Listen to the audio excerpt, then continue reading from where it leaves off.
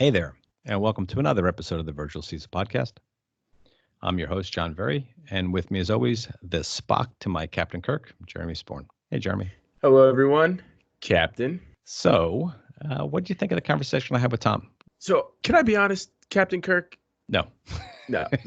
So, I know Spock isn't supposed to show emotion, but I feel like this is a safe space to share some feelings. So how do we feel about that? So there was some significant bromancing going on between the two of you. And I'll be honest, I got a little jealous. You know, you both really enjoy dark beers. You both enjoy bourbon. You're huge fans of the Shared Assessments SCA. I mean, if this was a first date, I would say you guys really hit it off. Yeah, his dark beer choices were not quite nearly as good as mine. But actually, I've known Tom quite a bit.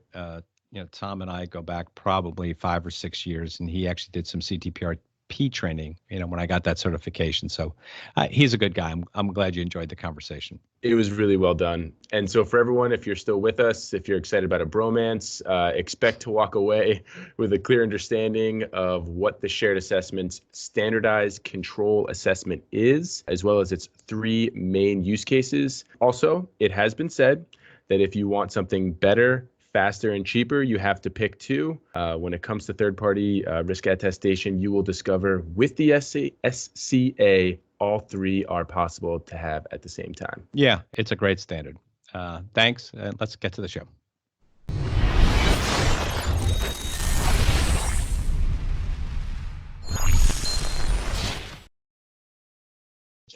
Mr. Garrubba, good to see you again. Good to see you, John. How have you been? I've been pretty well. It's been a while. Yes, it has. Good to touch base again. Yeah, I was trying to think. I know we've chatted and traded emails a number of times, but I was trying to think of the last time that we were in person together, and I suspect it was in Pittsburgh at a CTPRP training session, would be my guess. Actually, I think you and I did a presentation at a security conference out in San Francisco. Do you remember that? Oh, yeah, I do. You're right. You're right. Yeah. Although I will tell you, I prefer the Pittsburgh meeting because I ended up at that place I told you about, the Butcher and the Rye. Yes. Which is one of the better bourbon whiskey bars I've ever been in. And I'll encourage anyone who goes to Pittsburgh to visit the Butcher and the Rye. It's a great place. It's a great place. Whenever you make your way back to Pittsburgh, we'll have to go. All right, you got a deal. So we always like to start easy. Mm-hmm. So tell us a little bit about who you are and what you do. Sure. I'm I'm the vice president and CISO for the Shared Assessments Program, and the Shared Assessments Program is a member-driven organization that focuses on bringing assessment firms and licensees and various members from various industries together to address the challenges on third-party risk. We have assessment members ranging from global 2,000 outsourcers to content licensees, like I mentioned. We're all working together to tackle this thing called third-party risk. We've been around for over 15 years, and it's, as I mentioned, we're a member-driven organization. So it's those members that come to us, and we help to provide that thought leadership into the various components of third-party risk, everything from procurement to business resilience to information security and compliance and privacy and all of those other components in between. Right. So I think most people would probably know you guys through if you've ever gotten something called a SIG, or a Standardized Information Gathering Questionnaire, right? I mean, that's where most people, that's probably what you're most famous for, right? Right. That stems all the way back to the BITS shared assessment, going back to what 15, 20 years ago? Yes, we were part of the BITS framework, and then we separated from the framework from BITS because, as you would know, third-party risk is industry agnostic, and BITS focuses strictly on financial services. So, with that, getting into everything from pure supply chain, manufacturing companies to healthcare and retail and IT, really addressing the needs of the third-party risk framework and the management of that through the framework, from start to finish. So it's great to be a part of that. So we separated from BITS, and we're just now known as the Shared Assessments Program. And I've been with them for about 5 years now. Prior to that, I was at a Hey, Tom. Hey, Tom. Yes. People don't care where you were. They just want to know what you can do from now. So Well, I'm gonna cut you off there because that's to be fine. honest with you, I don't really care where you were. That's fine. I just know you as being a really smart guy who can Oh, help shucks. people. So, Sure. uh, Thank you. and in full disclosure, Pivot Point has been a member of the shared assessment program for I don't know 5 or 6 years or something of that nature. Yes. And frankly, we're fans of the content you put out and the tools and techniques and things that you put out for people. So that was one of the reasons I was excited to have you on today. So what we always also like to do is, before we get down to business, learn a little bit about you personally. Sure. So whatever it might be, what's your drink of choice? Well, this is water right now, but off hours. I'm a dark beer guy. Mhm. So I have a craving. I have in my bar, I have a stock of Modelo Negra. I Oh, really like nice. Modelo Negra. But I Mexican, like, right? yes, that's a Mexican beer. I also like other types of dark beer. I'm a fan of the Brooklyn Brewery's a dark chocolate stout, which is really, really good. And I also like some bourbon. I know you're a bourbon guy. Angel's Envy is my bourbon of choice. I'm a fan of Mango, Angel's Envy mango. because it's they age it in those sherry casks, which is really really cool. So it has a nice flavor to it.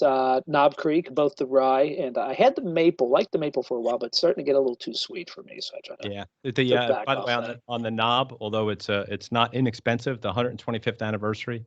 Mm. I'm a Knob Creek guy. That's one of my favorite bourbons. But the 125th anniversary is about one of the best bourbons I've ever had.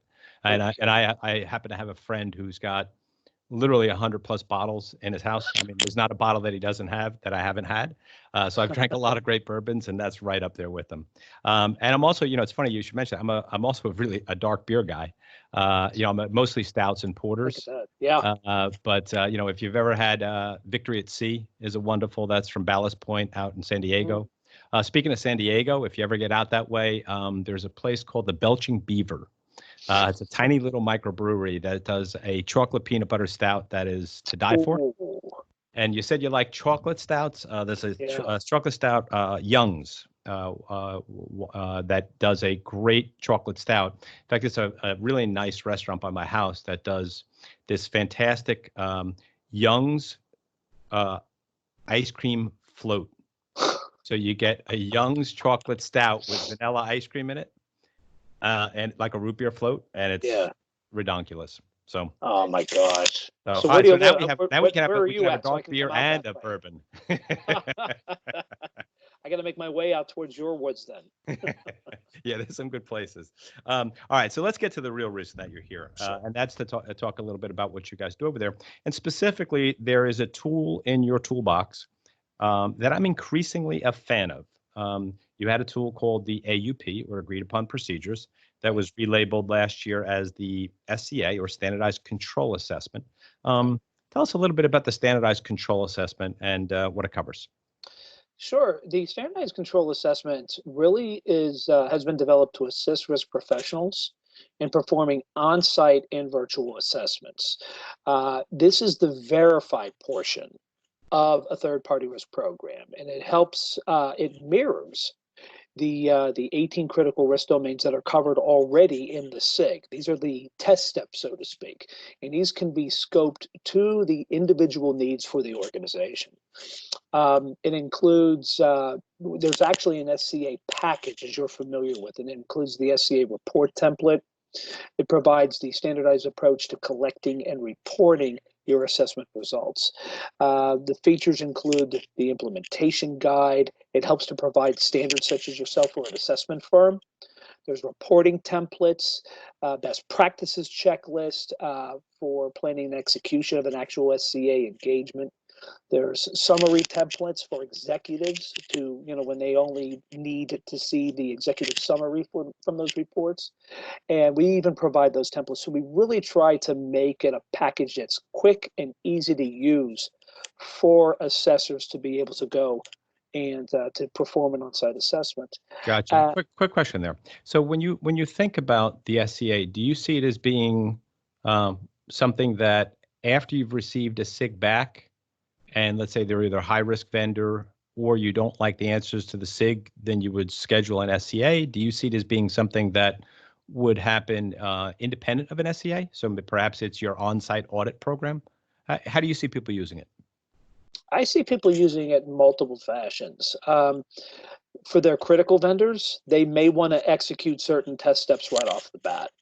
For other organizations, if they're not satisfied with the results that they're getting or suspect of the answers that they're getting, they might say, you know what, I'm going to execute these test steps to really see if they're telling me what they say they're doing. They're really doing that. I've also seen organizations take the SCA and use it on themselves internally to get a gut check as to how do we look internally for our customers. It's almost like the answers to the test. You know, if somebody's going to be assessing us, what should we be prepared for? Right. You know, what are they going to be looking for? And it helps to actually, I've had quite a few organizations that have actually come back and said practically thank you for this wonderful tool, because it helps them to work with their security folks. In some cases, even their auditors are able to take that tool and utilize it almost like a test script. So one of the things that I thought was really good about the SCA is that it's advanced quite a bit over the last couple of years. You've added some really good content to, I think, address what I would refer as emerging risk. Privacy, a little bit more on cloud, a little bit more on the software development lifecycle methodology. Tell me a little bit about, those advances and what drove those. Absolutely. When we get word of new regulations or consultation papers, or organizations, whether NIST puts out something for comment, or some other regulatory body puts things out for comment, it helps to get us a jump as to what should be included in the latest release of the tools. Mm-hmm. And it's our members that drive it. We've had banking members that came up years ago. We've had many of our largest banking members say to us, we need to be aligned or tied into, say, the Monetary Authority of Singapore. Mm-hmm. So we bake that into the program as part of our alignment and part of our mapping. And we do that constantly. We actually have a team of mappers. We have a SIG committee that gathers this information from members and other folks who say, hey, here's something we'd like to see. We're starting to see a lot of growth and a lot of use, particularly in the UK, in the European community. And so we're going through routines right now to map the EBA guidelines, which is the European Bankers Association. They've recently released guidance with respect to outsourcing. Mm-hmm. So we're baking that in. We're baking other Financial Conduct Authority, which is kind of like the Federal Reserve of the UK banking system. And because that's what is, if you put this in up front, that's what helps people, because usually when you get into a regulated environment, they're coming off right at you and saying, why am I asking these questions? Oh, this is mapped to this particular regulation? Great. This Right. is what I need to, because that's what the regulators are going to want to see. That's what my auditors are going to want to see. Right. And how that Wanna make sure I'm applies to, covering this. and how that applies to a lot of the folks that might be listening now, the SMBs and SMEs, Mhm. right, is the fact that you're benefiting from that good guidance, right? So as the OCC comes out or SEC comes out with guidance, and you probably are tying into some of their new resilience guidance, right? That's the big buzzword that you hear in the financial community, which is about more than just business continuity and continuity of operations, right? It's more business resilience and overall resilience of the information security program. The beautiful thing about if you're using a tool like yours as the basis of your vendor risk management program is, that all comes along for free. It's not like you need to keep up on what I should be asking somebody, right? What are the emerging risks? What are the emerging regulations that I need to be cognizant of? You guys are taking care of that for them, right? Correct. Yeah. Correct. Because, it's some of the questions even early on were, okay, show me evidence that you're mapped to this. PCI, for instance. Mm-hmm. We had a member, a payments member that came to us once and said, I need to assess all my vendors that are touching credit card information. And back then we would take the SIG and we'd actually be able to pare it down and say, here are all the questions in the SIG that touch on the PCI. And they said, thank you. That's my questionnaire. So Right. it really helps them to scope it. And that's the common issue that I see with most organizations, is scoping and assessment properly. Absolutely. And no question about it. One of the things which is, I also like about the SCA is, and you touched on this earlier, is by virtue of the fact that it's a set of agreed upon procedures, right? It is an Yes. audit program, very specific. You establish the sampling rates and things of that nature. So what it does is it gives someone an absolute understanding of what was done, how it was done, and there's a consistency to getting a report of that nature back. Correct. Which I think is a great way. In fact, we're starting to see, and I'm curious as to your thoughts on this, we're starting to see people use the SCA as its own version of attestation. Because Yes. if you think about it, right, an SCA report is an awful lot like a SOC 2 report in the sense of the, call it the intensity of the actual audit program itself. Mm-hmm. Yes, and how can I say this being politically correct? A lot of organizations will go with a SOC 2 report because they're paying for the big name that goes on the report, right? They're paying for the opinion. Okay.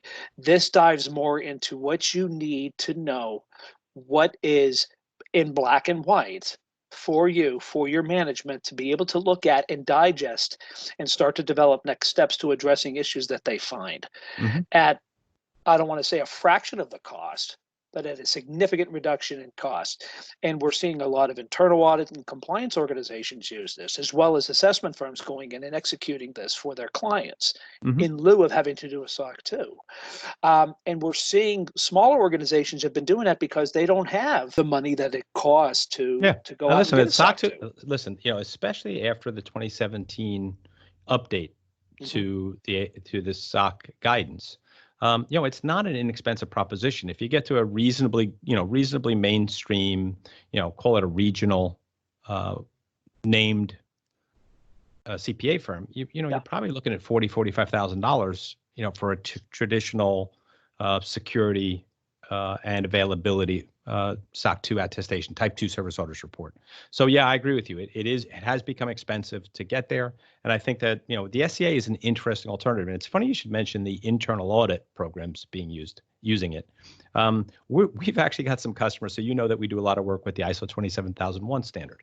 Right. And I'm a huge fan of ISO 27001. I think it's a great framework for effectively managing information-related risk. One potential negative to the ISO program is that you get a certificate. Basically, it's a single page, and I hand it to you, and there's not a lot of meat to it. And there's some auditors who like a little bit more meat on whatever they're getting. So they prefer a SOC 2 for that reason.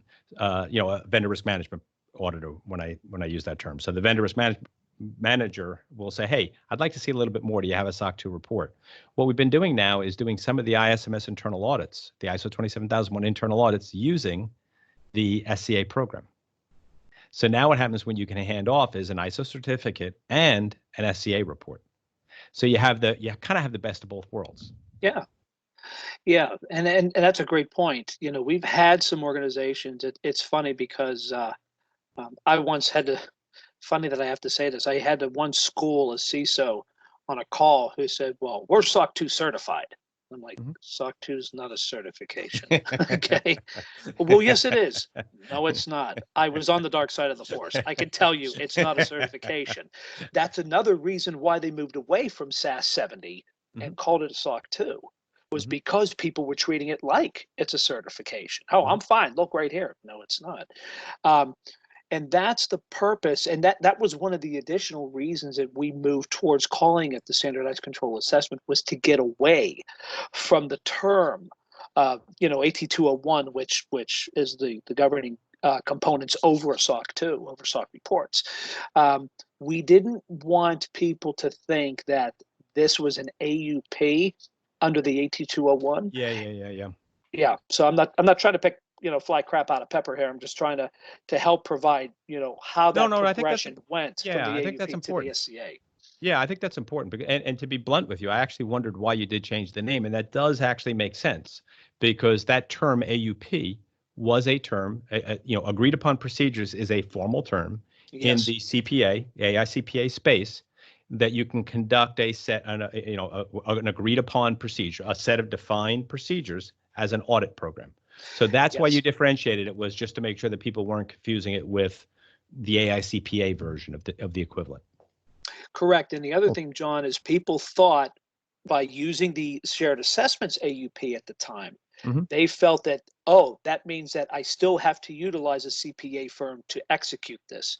We said, no, anybody can execute the SCA. Again, whether it's a firm such as Pivot Point or whether you want to do it internally, anybody can execute the SCA. So one point of clarification there. So my understanding was that there was going to be some guidance, or there is some guidance out there. I thought it was already published, that the SCA needed to be conducted by a certified third-party risk auditor, CTPRA, right? You have a new certification? That is correct, yes. Okay. So has that come into effect, or is that going to go into effect soon? Because that was my understanding, is that was a requirement now to issue a SCA. Okay, John, that's a great question. I'd have to get back to you on that. Oh, that's okay. Yeah, that's okay. I know it wasn't a requirement, but we were told it was, and that's why we ended up sending some people, to get that new certification. They were going that way, and I just have to be frank. I'd have to check on that. I don't want to misspeak. That's no problem. We'll throw. Hey, Jeremy, if we could, when we publish this, if we could insert that into the transcript and into the notes on the show, that would be good. That way people have that clarity. Either way, it doesn't change the fact, what we're talking about, right? That the SCA is an excellent way to assess the appropriateness and maturity of your information security controls from many different perspectives. You can use it for vendor risk management. You can use it as a self-assessment. You can have a third party do the assessment on your behalf, and then you can use that as evidence for other third parties that you guys are doing the right thing. Correct. Cool. So I think we covered the SCA pretty well. Any additional thoughts that you want to share on the SCA?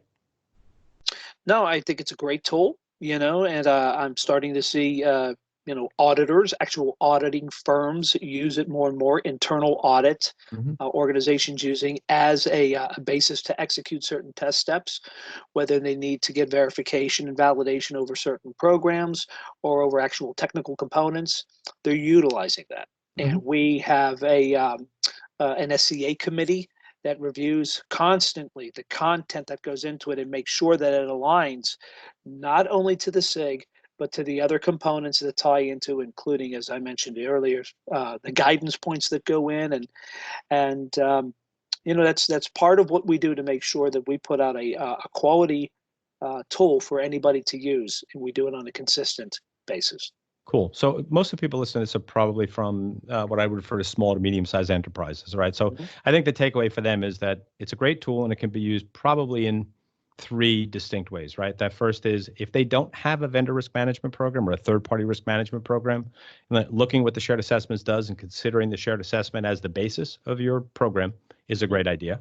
The second thing is that to use it as an internal tool, a self-assessment, if they are subject to a lot of vendor risk management, because many of the larger firms that are asking them to prove they're secure are using the SIG and or using the SCA. So if you can self-pass an SCA assessment, you're going to be in pretty good shape to pass an assessment that's done by one of these third parties, right? And then that last part of that would be to have a third party audit you using the SCA and then be able to present that SCA as evidence of your security posture, perhaps in addition to or in lieu of a SOC 2 or a ISO 27001 certificate or something of that nature. Correct. Cool. The only component that I just want to make sure that people understand, again, is with the SCA, you do not get an opinion. The purpose of that is to have it black and white and to be able for you to present to your management what you have done and the results of your analysis. Right. And the results in and of themselves to some extent are an opinion. But I agree with what you're saying, just for that clarity. Cool. So I always like to ask one other question, just to have a little bit of fun. So think about either a fictional or a real character or person that you might know that you think would make either just an absolutely amazing or an absolutely horrible CISO. And tell us who that would be and why you're saying that. How about if I give you a fictional and a real person? Two for one? Two for one? If it's good, if not, Jeremy will just cut one of them out and we'll have to we'll have to lip dub you in saying that. All right. Well, a real person, the more I think about it, Andy Reid, who was very timely, very topical, not long after the Super Bowl, right? That's right. I mean, and if you take a look at him, he's had his faults and failures with the Eagles. A lot of that also probably took a toll on him from some of the personal challenges he's had. Oh, yeah, he's had to. Family tragedies, that's for Exactly. So family tragedies coupled on, the pressures of losing one Super Bowl as the Eagles head coach and then trying to take him again. And then he renews himself and he goes down. He gets the team to believe in him. He gets the management to believe in him. And that's what a CISO does, right? A CISO gets management on board. It gets the people on board. He's able to show them this is what our strategy is going to be. Here's the end goal. Let's achieve it. And it was a Super Bowl victory. So I look at that. Andy Reid, I think, would make a great CISO. So Sean on our team, who is a mad Eagles fan, is going to be very happy with you. Now, I will point out that Jeremy, who does direct the editor of this, is not. In fact, he's a Giant fan, so it may not make it into the podcast. We'll have to see who's got more sway here, Sean or Jeremy. Well, hey, it's I'm happy to see Eli Manning retire, and he was a great quarterback, and hey, he took out the Patriots twice. Oh, he's so as a Steelers fan, well done. All right, get to the second person already. Second, it's what I joked about this, and I said, I think Tony Soprano would make a good one. Oh, I love that show. And I say Tony Soprano because he delegates, he knows what to expect, he expects the most from his team, and he supports them. And if something goes bad, he rubs their face in it, but he helps to fix it. And he's not afraid to challenge other bosses, as you've probably seen during the other episodes with other family bosses. He knows how to let them know we can work together on some things, and if we don't see eye to eye on others, hey, let's just go our separate ways. But I actually give you credit. I like both those. All right, so if we're going to go Tony Soprano, you have to answer. You know the question I'm going to ask, right? Go ahead. So the journey comes on, the door opens in the diner. The screen goes black. What happens? He's dead. Ah, damn. I was hoping you weren't going to say that. Well, if you go back to the episode when he was in the boat with Bobby Bacala. Oh yeah. Bobby Bacala says, I think everything just goes black. Did what he say happens that? if you get killed? Yeah. That's he kind said of cool. Everything goes black, and that's how I think. That's why I think David Chase wrote it that way. So he presaged what was going to happen. That's pretty cool. Well, excellent. Well, listen, this has been great. Before I say farewell, if somebody wants to get in touch with you or the good folks at Shared Assessment and talk about SCA or talk about the SIG or talk about the program, what's the best way to do that? They could certainly go to the sharedassessments.org website to get more information. We have our annual conference coming up in Washington, D.C. at the end of April. We have it's a resounding success. We've had over 300 people attend that last year. It's a great conference. We have that coming up. You could reach out to me directly. I'm always willing to talk to people to help them in their challenges. I can be reached at tom@santa-fe-group.com. And, just reach out and say that, hey, I got this from the Pivot Point podcast, and I'll make sure that I get that on the top of my list. Sounds good. Tom, thanks, man. Appreciate you. John, thank you very much. You have a great one.